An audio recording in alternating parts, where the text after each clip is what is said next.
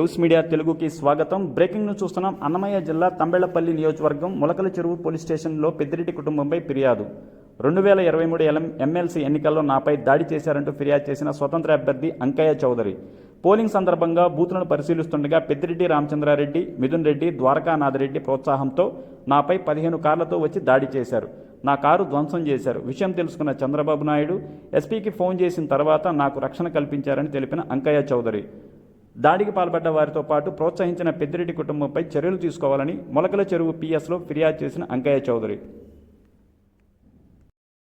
తీసుకొచ్చి ఆడ దొంగ ఓట్లు వేస్తూ ఉంటే అంకయ్య చౌదరి గారు సాయంకాలము పెదమండలం నుంచి 4:15 ఫోన్ చేసినారు. అక్కడికి చేరుకున్నారు. చేరుకున్న తర్వాత మేము అంకయ్య చౌదరి గారి వెనకబట్టి అక్కడికి పోయినాము. బూతుల కాడికి పోతే అక్కడ అడ్డుకునే సారు దొంగ ఓట్లు నిలపగలిగినాడు. నిలపగలిగిన తర్వాత మళ్ళా టైం ఉందని సార్ వచ్చిన తర్వాత మళ్ళీ పోలేకపోతా ఉంటే మళ్ళీ సార్ని తీసుకొని మేము అక్కడికి పోయినాము. పోయిన తర్వాత వాళ్ళు మా పైన పైబడినారు.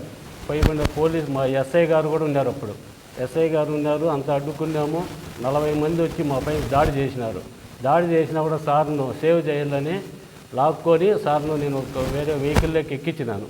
ఎక్కించిన తర్వాత అక్కడ 6 మండల వైసీపీ నాయకులు ముక్కుబడిగా దాడి చేసి సార్ను వెంబడి పోయి ముదివేడు దగ్గర ఆపి అతన్ని తీసుకుపోయి అడవుల్లో తీసుకుపోయి అక్కడంతా ఇబ్బందులు పెట్టి మళ్ళా తిరిగి నా పేరు అంకయ్య చౌదరి. నేను వృత్తిరీత్యా న్యాయవాదిని. తెలుగుదేశం పార్టీ హార్డ్ కోర్ మెంబర్ని. ప్రస్తుతం శ్రీకాళహస్తి నియోజకవర్గానికి అబ్జర్వర్గా, అలానే రీసెర్చ్ అండ్ కమ్యూనికేషన్ కమిటీ మెంబర్గా తెలుగుదేశం పార్టీలో జీవిత సభ్యుడిగా కొనసాగుతున్నాను. మీ అందరికీ తెలిసిందే, 2023 సంవత్సరంలో మార్చి నెలలో మనకి శాసన మండలి ఎన్నికలు వచ్చాయి.